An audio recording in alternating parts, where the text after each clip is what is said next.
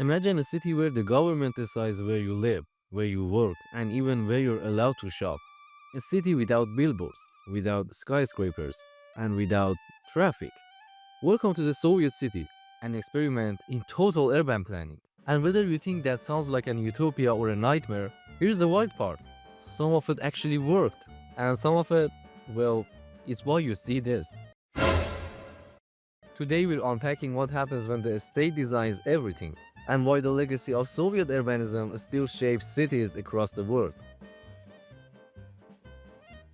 Before the USSR, Russian cities were already lagging behind Europe in sanitation, housing, and industry. The 1970s revolution wasn't just political, it was urban. The Bolsheviks didn't just want to change who ran the country, they wanted to redesign daily life.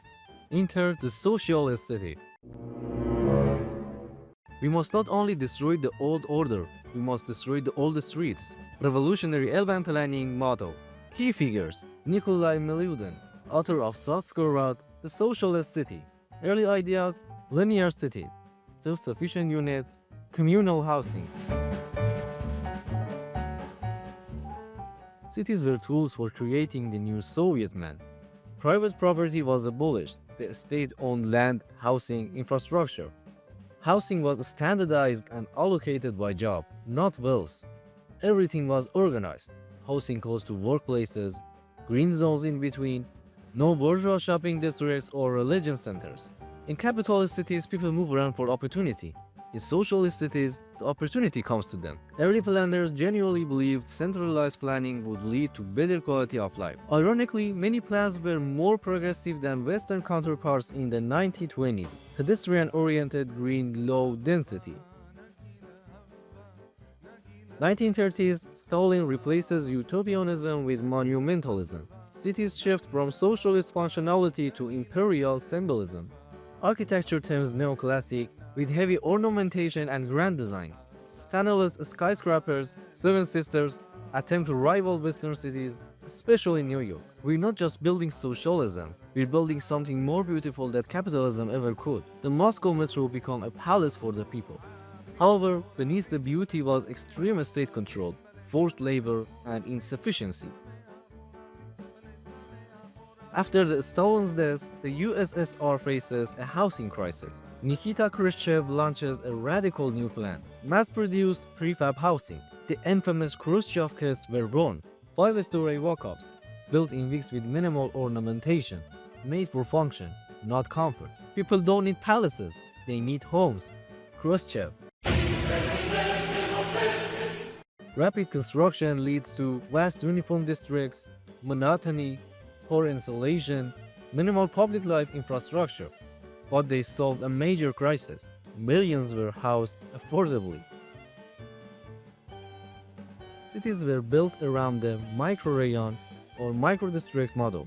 Each district had housing, schools, kindergartens, grocery stores, green space, no need for cars. Transit-oriented development before it was cool. Many people walked or used public transit. No advertising, minimal consumerism. Cities felt quiet and sometimes eerily empty.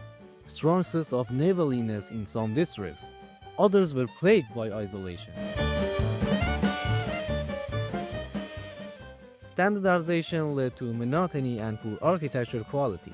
Infrastructure was under-maintained. No incentives to improve housing or urban life because the state owned everything. Design lacked local feedback or individual expression. Car usage started rising, but roads weren't built for it.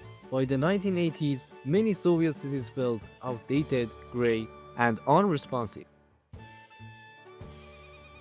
After the USSR collapsed, housing was rapidly privatized. Former state-owned housing became personal property, often without repairs. Developers now build ultra-luxury towers next to decaying prefab blocks.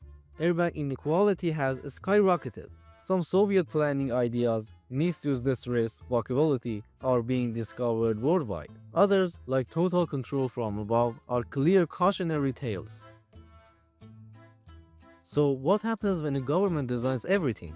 In the Soviet Union, the results were deeply mixed. On one hand, walkable, affordable, and organized. On the other, monotonous, impersonal, and crumbling. But here is the real twist. A surprising number of Soviet urban ideas are making a comeback.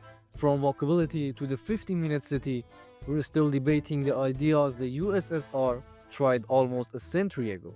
So maybe the real question is, can we take what worked and leave the rest behind? If you like this, check out my video on cities skylines versus real urban planning. It's got some surprising overlaps. And don't forget to subscribe. We've got more coming on utopias, disasters, and how cities really work.